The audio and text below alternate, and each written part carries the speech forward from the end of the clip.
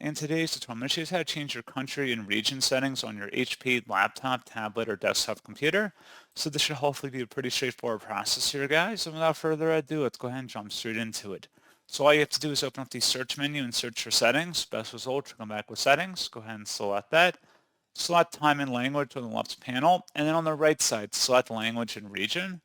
And then scrolling down underneath region versus country or region, you can click the drop-down menu and select a different country. And you can do the same thing for the regional format as well. And that's pretty much it. So as always, thank you guys for watching this brief tutorial. I do hope that was able to help you out, and I do look forward to catching you all in the next tutorial. Goodbye.